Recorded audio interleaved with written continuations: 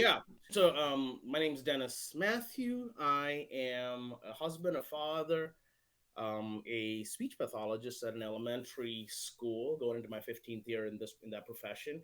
But as of the last 2.5 years, I've been a children's author, songwriter, promoting my content nationally, and I've had some decent success with it. Good. Thanks for sharing that. I want to see how these match up because you mentioned that you were a children's book author, but let's talk a little bit about how that collaboratively works with what you do in the music space. So, I allow my stories, the lessons in my stories, to inspire me to write songs. Mm-hmm. And so I know when I walk into a classroom, a school, an elementary school gym, there are two things that will really sell with my kids, with my kiddos, and stories. And then that's stories put to music, which is a song. And so I allow the songs to kind of be a vehicle to allow the students to preview what I'm going to be sharing through my books.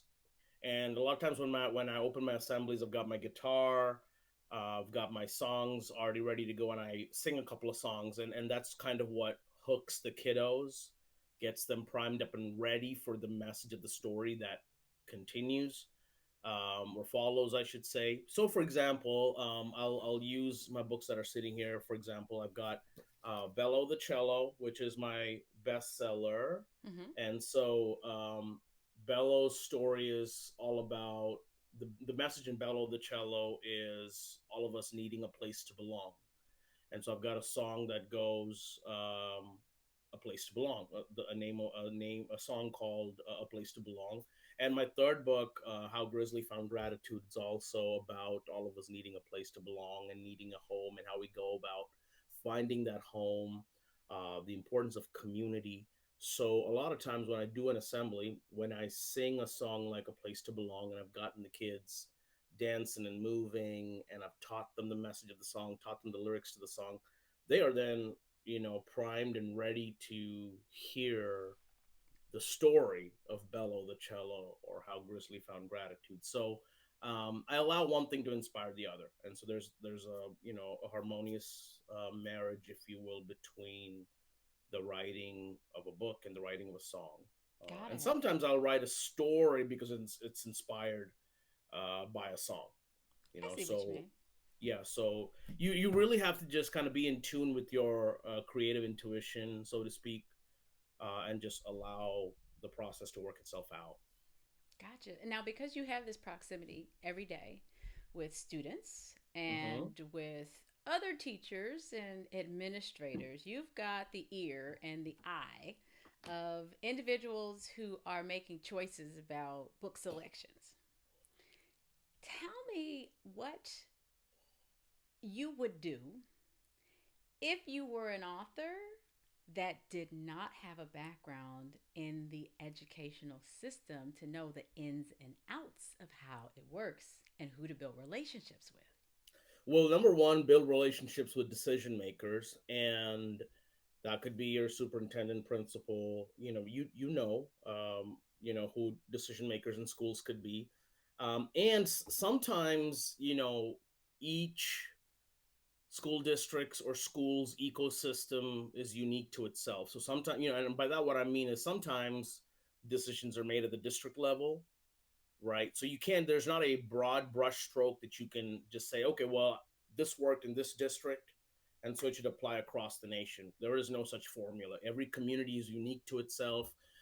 There are many districts where decisions as to what author steps foot in the building, what books are bought for the library, etc., is made at the school level, because that authority has been um, bestowed upon librarians and principals at the school level. And then there are districts where decisions are only made at the central office level, and where in situations like that, who you need to begin to know is the superintendent or the assistant superintendent or the curriculum director or the Title I director, whatever. Okay, so all that to say, get to know communities just like that, community by community. Don't, you know, just assume that because something worked in one school, it has to work in the school down the street. So um, get to know decision makers first.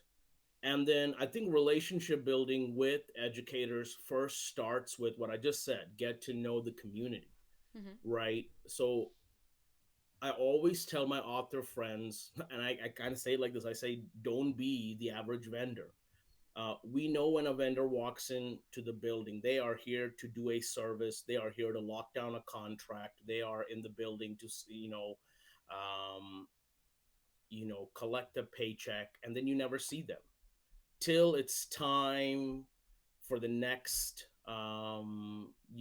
window of when they get to sell their product. Well, don't be that person. Mm-hmm. And so even though I am contractually obligated to do my educator duties at my local school district and at my local school, I am organically daily, weekly, monthly, I'm connected to educators around the clock through the school year. So I just build relationships. So and you don't have to be an educator like myself to do this. Now I do have a special vantage point, like you said earlier. I have a perspective Mm-hmm. on which I can build trust. But I have an author friend who's not an educator. She's in the broadcasting business, but she writes beautiful bilingual children's books. And because I vetted her content and I liked her content and I could see how it would fit into the classroom setting and in the school setting, what I started doing is I started leveraging my connections to get her books into the buildings. So I have a friendship with the superintendent, and because I have a friendship with the superintendent that I built over a window of 2 years, finally the timing was right. Yes, I did say 2 years. Sometimes you just got to keep in touch and keep in touch and keep in touch. And I really use social media to stay connected with a lot of my educators. So, there are many scenarios where I start a relationship or a friendship in 2020 with an educator, because I see potential there. But that does not mean now I might share, hey, I'm an author. I would love to bring my books to your school. Now, if they say we lack funding or it's not the appropriate time or we're just going through a lot at our school due to COVID or whatever, then I back away. I don't talk about my books anymore. But I also, don't shy away from the fact that they are human. I am a human being. Let us at least connect on a human level on the fact that we have shared humanity. And so every moment is an opportunity for a relationship. They are a father, a mother, a brother, son, whatever. So I always try to be a genuine human being and a friend first. And then if doors open, if they are meant to open, they will. If they're not meant to open, they won't, and that's fine too. So at the very basic level, I try to just have a good relationship with people.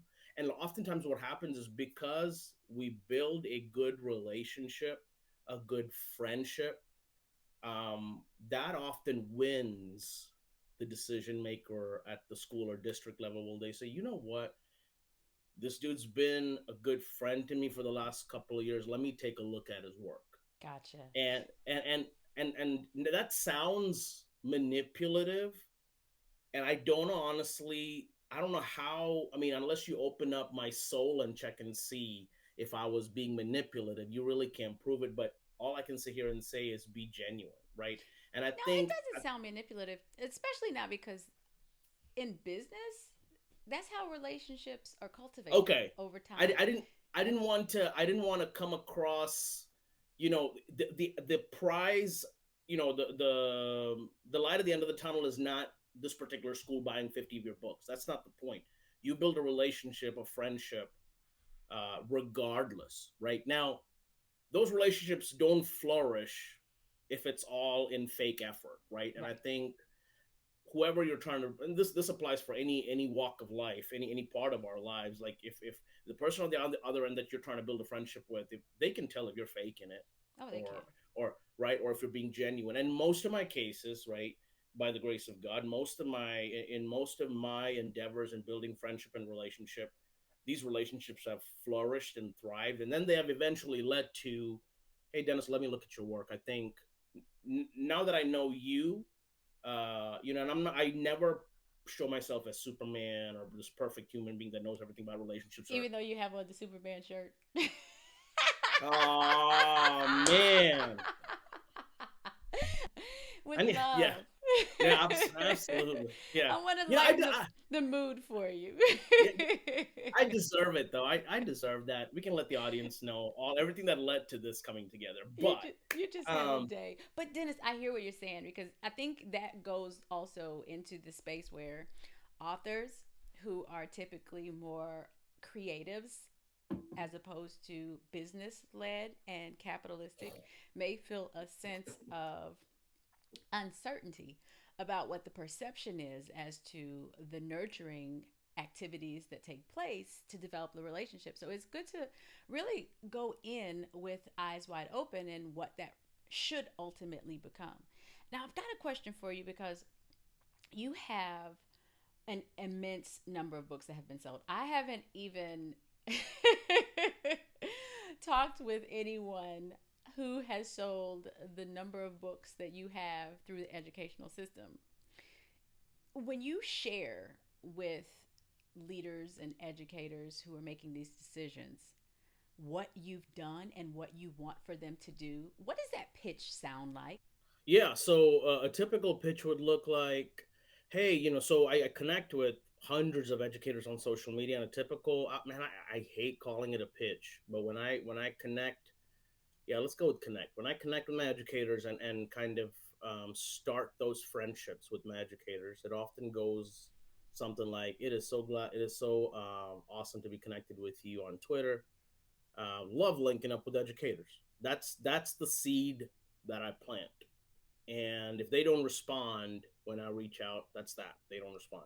And I just kind of walk away and I just trust, timing to work itself out for the future. But Mm-hmm. at least 50% of educators respond back with, yeah, glad to be connected with you too. And then I just often just kind of start with, what level are you teaching at? I see you're a principal. What level are you a principal at? Is it the elementary level, junior high, whatever? And they'll share their background. I'll kind of share my background a little bit in terms of saying that I'm a speech pathologist, I'm a children's author, songwriter, would love to share my content with you.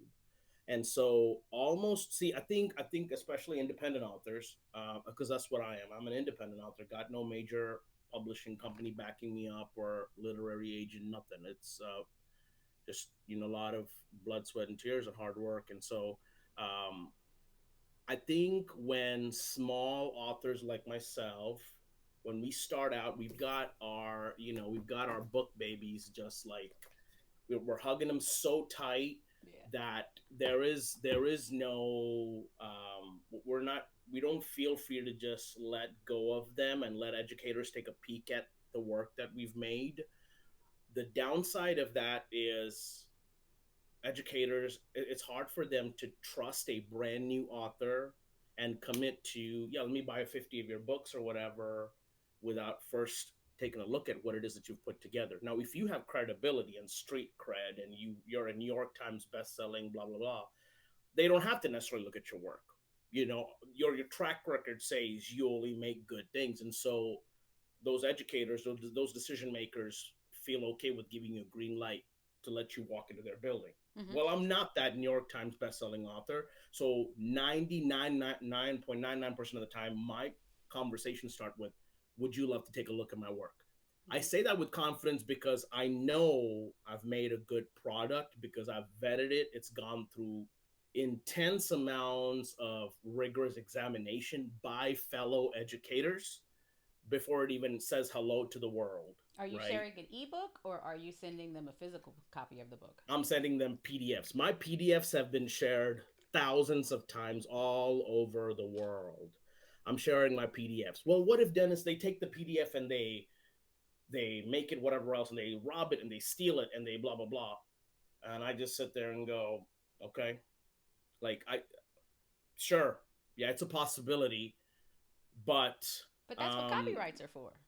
yeah, plus I'm just like, you know yeah, and my work is copyrighted. I'm glad you brought that up. But I'm also like, okay, if somebody robs my story of Bello the cello and makes 50 more books of Bello the cello, 50 more children get a story, and maybe it might not say Dennis Matthew at the bottom, and that's okay.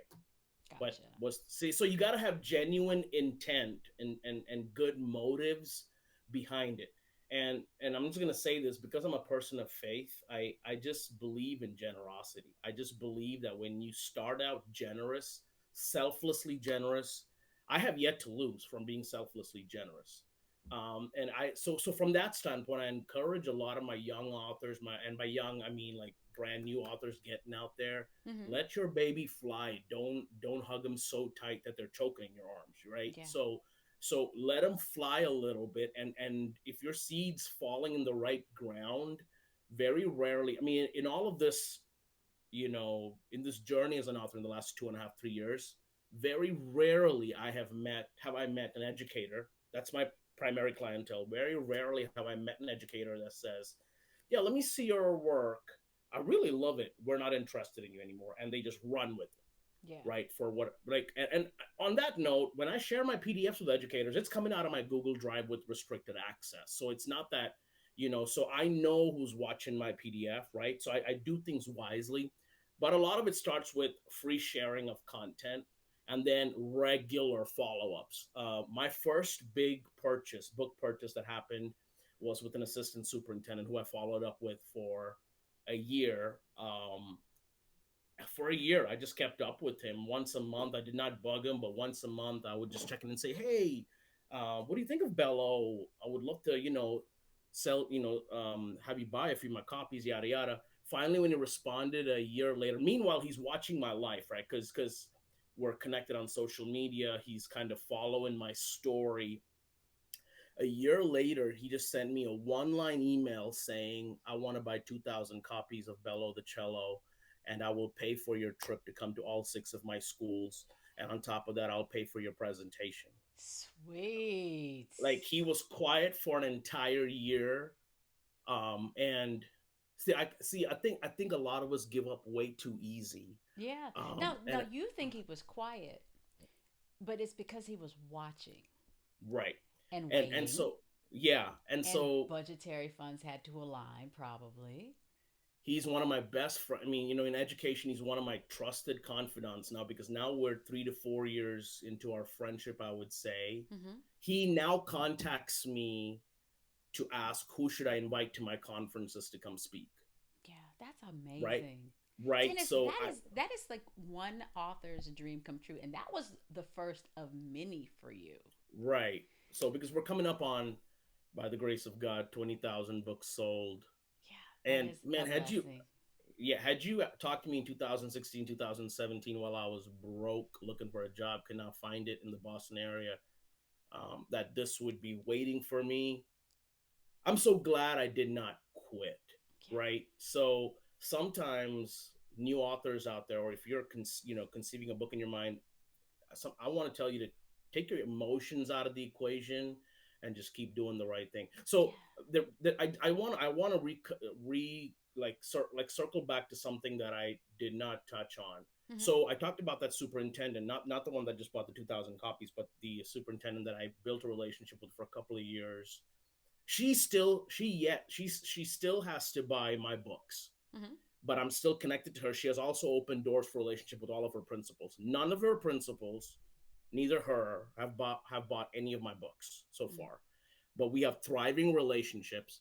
And in the course of a relationship, I come to learn more about our community and come to find out that this community in Northern California is predominantly a Hispanic community, primarily of farm workers. And none of my books appeal to that community per se, like, from a cultural ethnic standpoint. Sure. However, I knew that my broadcaster friend in Sacramento, California, all she does is write bilingual books, English, Spanish books. And I was like, you know what? Her books would be a perfect fit for this community. Yeah. She's not an educator.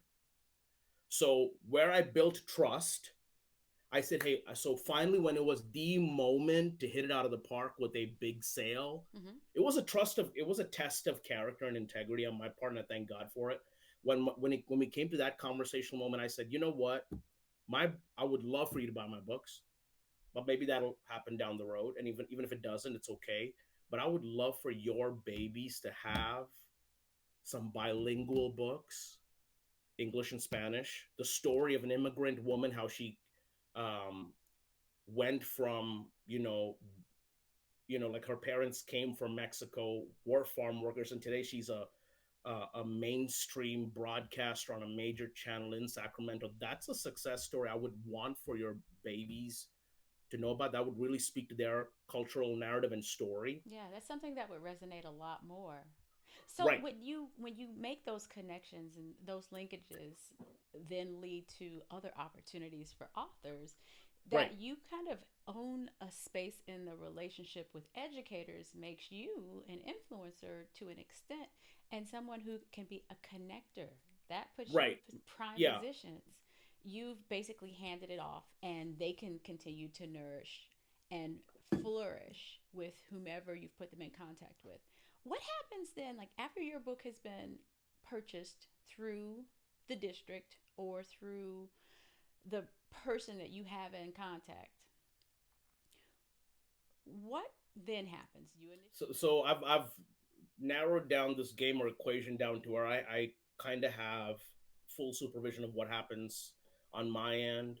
Once the book's made, I've got printers overseas in China that print my books at a very reduced low cost, which then allows me to give public schools big discounts on bulk purchases, and I always target those bulk purchases. And then schools have their process of how they pay out vendors. Hate that word, but uh, and then once the partners? sale Does partners, partners yes, make you feel better? yeah, You know, please. I'm all about the marketing and the There you go. copy. So, So once the sale happens, and the relationship then continues, right? There are lots of perks to the relationship. Too, there are lots of things. I hate the word. I hate saying for free. But when you have a long term relationship with a school district, not everything's tied to a dollar amount. mm-hmm. And so the reason I tell my author friends don't be the typical vendor is because you got to keep a marathon long term journey mindset. What are some of the So perks you mentioned? There are some things that may be complimentary or yeah, gratis. whenever the school district's doing something special for their kiddos and it's not tied to an author visit for me, I still jump on and do it. Like, for example, career day.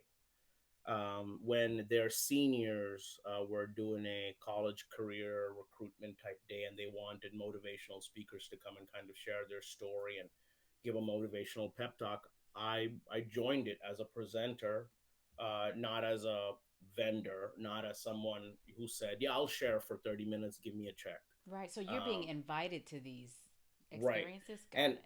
yeah, and I offer to do those. But that's how you plant the seeds of trust and build a long-term relationship where you're letting the school district know you're there for them. Mm-hmm. The most asked questions I get when I go to a city for 10 schools, for example. They always ask me, how do you do your presentations? Is it just one presentation for the entire school? Do you just present to one grade in the building? And I always say, I am there for you guys. I'm there to serve you. You let me know what works best for your building, and I'm just there to work, right? Yeah. And I set it up to where schools feel like, man, they've paid a few $1,000s for a few thousand books, that they got the most bang for their buck. Yeah. You know what I mean? Because ultimately, it's tax dollars that are going for books and services, and because again, being a public school educator, you get the importance of funding and budgeting. Like you understand that you're not going there as a celebrity diva author. You're going there as a brother and sister in the trenches with them. So I get what funding and education means. So anytime a school pays me something for a book or a presentation or whatever, I make sure that they get the max for what they Yeah. get. Do you recommend when some authors seem to be on the fence about this? Do you recommend that authors charge for school visits? So I do not charge for any of my school visits, but what I do ask is that schools buy my books for their kids. That's what I always say when schools ask me, what do you charge for your presentation? I always say my presentations are free. But what you do pay for is buying books for your kiddos. And depending, and so schools feel like they're paying me something, but also walking away with something, Mm-hmm. right? Something very tangible. And I make sure that when I give schools books, I make sure that they're autographed, and like I make sure that the kiddos feel like they got something very special. That it's not just this guy coming and talking and that was it, Yeah. right? But typically when I'm at a school all day, I do 5 to 7 presentations. Each presentation being 45 minutes to an hour and 15, hour and 30, and they're like concerts, read alouds, all of that jazz. Um, so I personally do not have a fee schedule for me just talking, Mm-hmm. sharing my work. But what schools do is they buy my books at a very subsidized price. So, for example, when a school buys 2,000 copies, I want to say that district paid like $6 for a book.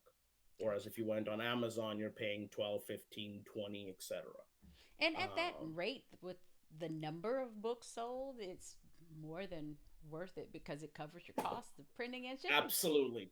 Yeah. So in that particular scenario, I was in that town for a whole week, keeping busy, right? Because in the morning I was presenting, in the evening I was signing books. Because signing 2,000 books takes a minute. Just a few. Um, yeah. That did you have your So Superman shirt on that day? I think so. I Okay, you think so. needed it that Yeah. day. Now, Um, what do you suggest for someone who may be trying to decide on how much of a discount to offer to a bulk rate purchase? so again, that goes for me goes back to the relationship. Sounds like tacky, but I often so the better the relationship you've built with the school, you're have able to have conversations where you ask questions like, what's your budget like, how much are you able to spend for 1,000 books or 2,000 books. Then on my end, because I make sure that the illustrators I choose for my book don't break my bank, my printers overseas, I negotiate. um, I'm a hard negotiator. Like I make sure that my prices are manageable to where when I'm, for example, when I'm printing, I have 6,000 copies of my third book on the way. I want to say I'm spending like a dollar something, dollar under $2 to have that printed. And these are for Now, paperback, hardback. It's hardback. these Okay. these bad boys right here. How Grizzly Found Gratitude. Mm-hmm. Very high quality work, and so because I'm spending $1.80 per book, when I approach a school and say you'll be paying me $5 a book, that's dirt cheap. That school knows. My gosh, we are not going to get, I forget what the dimensions. I think it's an 8 by 10. Mm-hmm. Uh, you are not going to get an 8 by 10 brand new, top notch quality book for $5 anywhere out there. Yeah. But that's the perk of getting it directly from the author, signed. Yes. You know what I mean? Lots of So, benefits to going the direct to print way, which I do, and I I think it's brilliant on a lot of different levels, not just because I chose to do it, and it's a strategy that makes a lot of sense for my approach as well as yours. But because mhm. you have this immense amount of distribution within school districts, do you also make your book available through book distributors that might make it in a different format than what you would normally sell to schools? Yeah, all my stuff's available on Amazon, Barnes and Noble, and all that stuff. All those different platforms. But I don't even, man, I don't even. I'm very fortunate to be able to say this. I don't even rely on my Amazon, Barnes and Noble sales in terms of how my books are doing. um, I know it's big for a lot of authors out there. For me, the public schools are my primary clientele. And so I always tell them, do not go buy my books anywhere else. Just deal directly with me because you're going to get the best product. I have nothing to do with what's made on Amazon. Right. That's through my independent publisher, and that's a whole nother animal. If someone in, say, Asia or India or Africa wants to buy my book, they can go to Amazon and buy it. Um, But when schools buy in bulk, I always tell them deal directly with me because Hmm. it's honestly a completely different product you're getting, way more higher quality, much lower price, and the books are signed. So so I always tell my educators, do not go online to whatever platform, just deal directly with me. So, but yes, I do. I'm not against having my books on other platforms. Gotcha. I was curious about that. And then I think also because so many people have it in mind to choose one path only, just understanding how, for someone who's been in this for a little while, you get the distribution that you actively work for, but you also get the distribution that you passively secure as well. Yeah, and I would say, you know, don't limit yourself. Like open all lanes, right? And see which one's really feeding you and then just completely invest into it. So I have author friends that are selling thousands of books on Amazon. Hmm. And I say, hey, stick to that. If whatever you're doing for on Amazon is working, stick to that. Yeah. My heart's always been in education, so and it's kind of it's the channel that's opening up for me, and that's why I'm focused on it. Yeah. So when you are invited to share what Bello the Cello is about, and you have that FaceTime with the people who are interested in securing your distribution, what are you providing them with? You mentioned that you have a presentation that you offer. What's in there? So a lot of times they look like these face-to-face conversations. Mm-hmm. But by the time they have come to this face-to-face conversation virtually, or I'm in sitting in their office, I've already won them. And I hate saying using that expression, but we have already built a solid relationship to where all they need, and they've already previewed my content. Then what I provide them with is things like reference letters from superintendents and principals from all across the country. I might show them video presentations of what a previous presentation might look like. I've got a good looking flyer that they can take a look at. But I always tell authors, listen, if you've invested time in the relationship, all that extra that goodie bag you give them does not really move the needle like we think it does. Mm-hmm. You know what I mean? Like, see, when we put a lot of stock in that treat that we're giving them, whether the bag has your books and your flyer and your portfolio, so to speak. When we put a lot of stock in that, what we've taken stock away from is the groundwork that we could have been doing with the educator. So putting the groundwork of relationship, no matter how long it takes, that's hard work. That's work that's not sexy, but at the end, it's what kind of forges the path for a long-term relationship down the road, where anytime they want to showcase an author or want to buy books because they know you, they're going to keep coming back. So very often I'll start a relationship with a school. They'll buy 100 books or whatever. Next thing you know, word has spread in a particular community that this his presentations, or her presentations amazing, her books are amazing. The next thing you know, same time next year, around 9 more schools have jumped on board because Miss Susie, who's the principal at the local elementary school, has told all of her other principal friends, "Oh, you got to get this author to come." And now you have 10 schools on board to buy your books. And so when I have a group of 10 schools from a district on board, I'll say, okay, how about we do 100 books per school, 1,000 books for the whole district. And if the whole district's on board, you all get a discounted price. Yeah. So the Nice. ask is I'm not going to them with a big ask. 100 books for a school is manageable, right? So I reduce the size of my ask. I give them more reasons to say yes, right? And so it's all that maneuvering, and you gotta have good intuition and know when to draw a hard line or know when to be flexible, right? It's a lot of trial and error. You definitely learn from your mistakes. Yeah. Dennis, can you think of a time when you didn't think you were going to get the yes, but you got it anyway? Okay. So by the way, I've got good news for you. We've got time. Like Oh, good. I That's thought we even were on a better. yeah.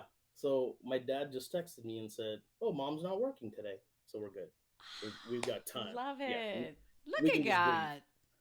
All right. So, And mine man, quieted down. Yeah, I'm curious yeah, about that because it almost seems like having the right. conversation with decision makers is akin to part of the world that I'm accustomed to when there's a meeting with a customer and you go in with all of the data, all of the insight, all of the explanations that would help them make the decision. And you think you're going to get it, but they have lots of rebuttals, they have lots of concerns, and then there's a pause. Thanks for coming. We'll talk about it. Yeah. So the formula kept evolving. I knew approaching a social media or influencer, maybe that's not the right way to go. So then I started talking to educators, decision makers, that kind of a thing. Um, Very fortunate to say that 9 out of 10 of the people that I approach have given me a yes. Okay, 7 out of 10. Okay, that's still a big thing for me. But the no's that I've received have not been harsh no's. It's been a lot of, we're short on funding. And in those scenarios, I'll say, okay, I completely get it. I'm in a school. I totally understand funding is important. Let's stay in touch. I've gotten, you know, we don't think your book would be a good fit for our school. That's slightly more offending. That hurts a little. That hurts a little bit more. And I'll do a follow up question of either like, well, how could I make my books better, or could you give me some suggestions on what I could have done better? And that's coming from a place of honesty, Yeah. right? Because I don't have a degree in literature or whatever. Like, please teach me, right? Tell me. And then a lot of times those follow up questions are met with silence. Mm-hmm. So it was just, we don't want to entertain you, right? And they have the decision to they have the right to make that decision. And I just move on. And then the other knows, those are primarily the two. I remember a educator friend of mine connected me with her principal or librarian, and I was so excited. My friend who did the connection also was super excited. I did my spiel. I gave them every reason to say a yes, and they just came back with, "We're not interested." But the information that I had received from the mutual friend was they are so excited, Mm-hmm. right? And then by the time I send them all the content and they got all the information, it was just a plain, simple, one-line reply saying, "We're not interested." Now, I didn't let that get me down because by the grace of God, my books, I can't keep them in my house. They're going so fast. So I had many reasons to be rejoicing. Like if I turn this laptop around and show you the condition of this little office that I'm sitting in, it looks like a warehouse. It looks like a warehouse because Yeah. there are boxes everywhere. There's bubble wrap to my right. There is little styrofoam peanuts. Yeah. I can't show you the ugliness, so to speak, that's behind this camera. Is that the But way it's you want it? no, I mean, what I'm saying is I don't have space to store my inventory, Got it. because you see what I'm saying? Like, Yeah. I'm at any given moment, my house is kind of turned into a little warehouse Yeah. because there are books constantly coming in and going out, and in any given moment it's a blessing. Yeah. um That's a but blessing. it's I totally see how it could be a blessing. And honestly, Dennis, we're out of space to put any new endeavors of mine won't fit in this house either. you So see what I'm saying, we like have no when choice. We have to get a yeah, fulfillment partner. like you see what I'm saying, when I got that no, if that was the only thing in my universe, that no would have really gotten me down. But when that no came at me, I had to kind of sit back and reflect and go, as soon as I get back home, I've got to pack 15 more boxes with my books and ship it out to Boston.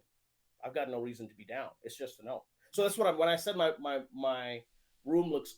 I shouldn't have said the word ugly. It looks messy because of all the empty boxes that are sitting here. Those are boxes that I have to put books in and ship, right? So there's a lot of life going on around me, and so when there is life happening around me, that tells me there is success around me. Yeah. I don't have to let a no get me down. So I did more follow up on that no, and I was just like, went to my mutual friend, and I was like, "Yo, I thought they were super excited about having me come. What happened?" And then the answer that she gave me like clarified a lot. She was like, "They're not a very progressive community.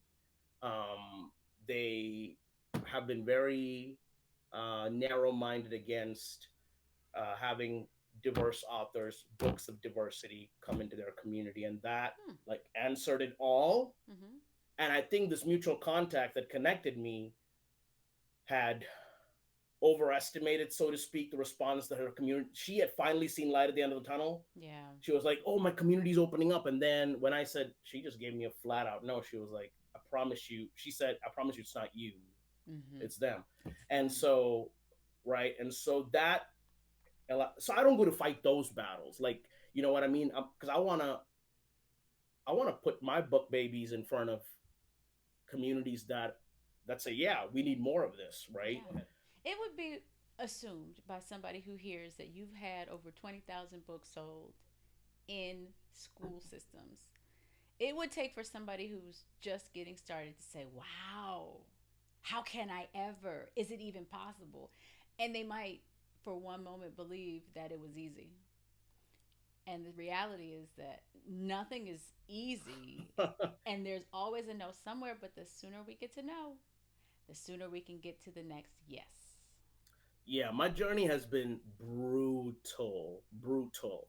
When I say 20,000 books, I would say 18,000 of those have been directly placed in schools. Mm-hmm. Okay. And that's also including pre orders of my books that are on the way from China that have already been, they have homes, right? Sweet. And I'm Yeah. curious about that. Is it safe to say that too soon doesn't exist with the attempt to get your books into communities for educational Uh, purposes? so if there's an author out there watching or listening and you're wanting to do what I'm doing, welcome, go for it. But I would highly recommend you to make sure that you've done as much research as possible, that you've made sure that your product is absolutely applicable and relevant to today's classroom. And then I would say expect hard work.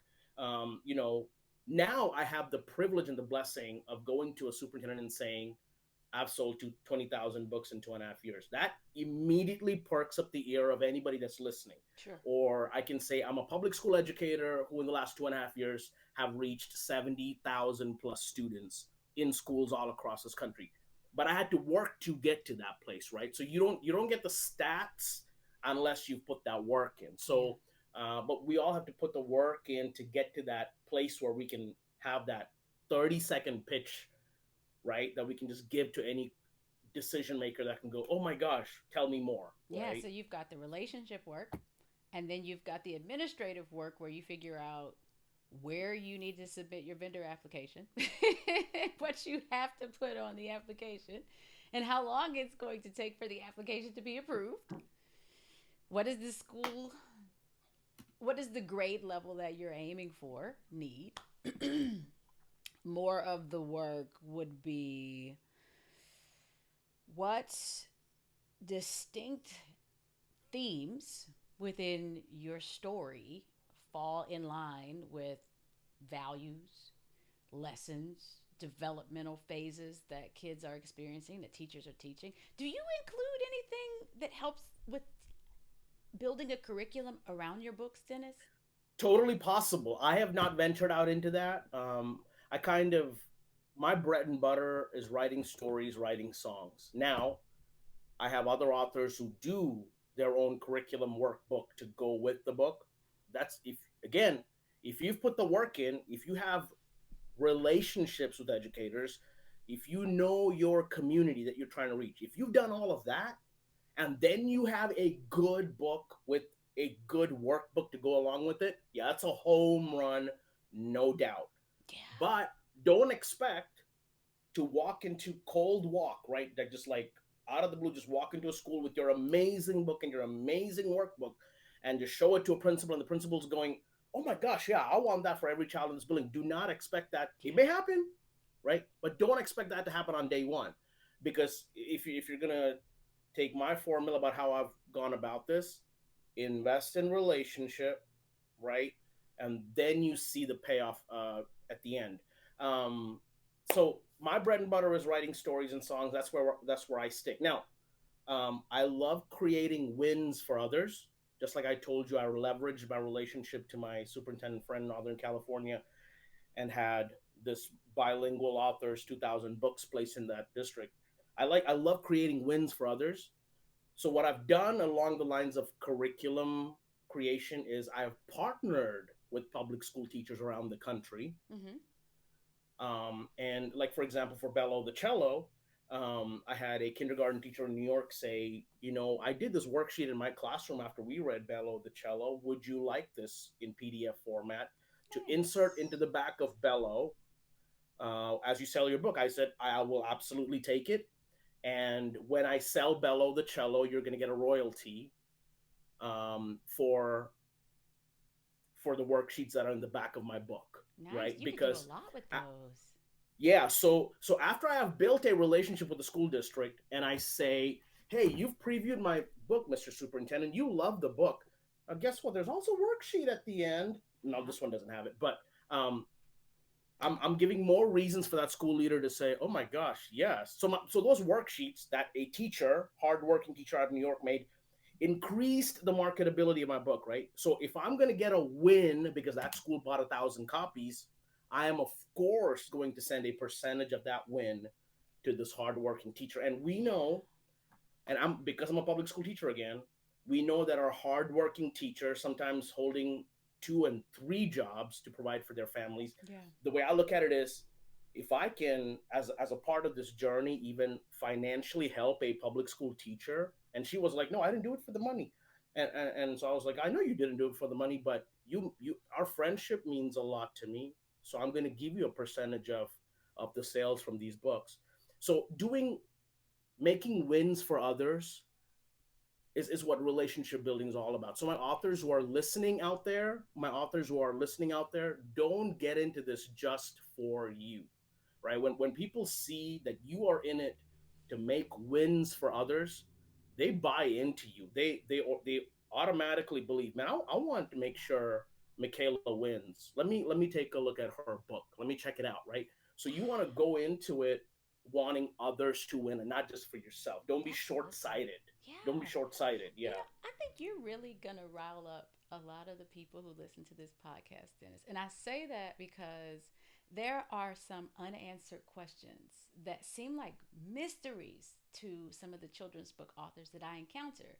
And the question is, how do I go about making this happen? And you have just given so many insightful ways to nurture those relationships. So now we've got everybody excited. Can you leave the children's book marketing podcast and YouTube channel audience with where they should start to go to start reaching out to the educators, the principals, the administrative decision makers that are ultimately going to be the ones who can impact the readers that they wrote their Yeah. books for?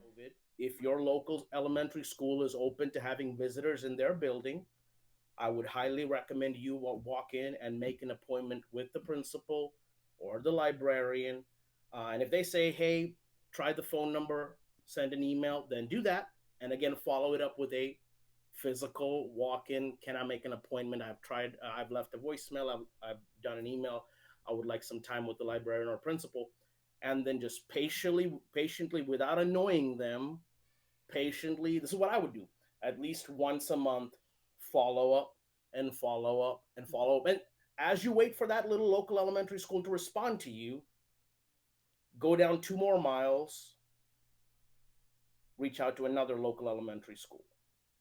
So that in a matter of 6 months to a year, all of the local elementary schools in your 2, 3 mile radius are now familiar with your face. They may not have bought your books, but they come to know, oh, this person, Joey or Jane, is a part of our community and she Yeah. has written a book, right? And then maybe another day you say, oh, you guys are doing a Read Across America, reading festival in your school district. May I come read my book for free at your elementary school for your kiddos? And if it's free, your school's going to say, yeah, sure, come on in. But you only get to do it for free once. Mm-hmm. And you make sure, I would say offer it for free just once. And you make sure that it is the best dang presentation that they have ever seen. Make sure it's not just a read aloud, make sure it's a read aloud plus whatever else you can offer them, whether it's music, a magic trick, whatever. Put on a show that is highly engaging for those babies. So much so that word spreads to other schools in the neighborhood saying, whoa, Jane showed up with her book, and wow, was it amazing. Now you create leverage for that school district. Right now, you're using your leverage to put that school district or school in a position to say yes to you, right? Patience is the name of the game, and there's no substitute for hard work. There is absolutely no substitute for hard work. If you're listening or watching and it happened easily or magically or supernaturally, well, God bless you. I'm super excited for you. But for most of us, for the rest of us, it's going to be hard work. And all that hard work is going to be really rewarding when it kind of when it finally does pay off. Yeah. Amen to that. Very very wise words indeed, Dennis. Thank you. Thank you so much for making time because I know you After have all a those, full time job and you've had a day. man, again, yeah, like I mean, I'm finally glad we got to. Yeah, because I was getting feeling discouraged because I was just like, good lord, technology not working, my alarm didn't go off, like you know what I mean. But I'm glad we got to chat. Me too. And we will have to follow up because I know there will be questions and there will be people who have been encouraged immensely by your example. So thank you for being so transparent and thank you Sure. very much for opening our eyes to new possibilities. Dennis, I can't say enough how excited I am about getting started in my own little book author world. And that you said it's not too soon, just being out the gate to go start making those connections is one of the biggest Hmm. takeaways that I have from today. So thank you.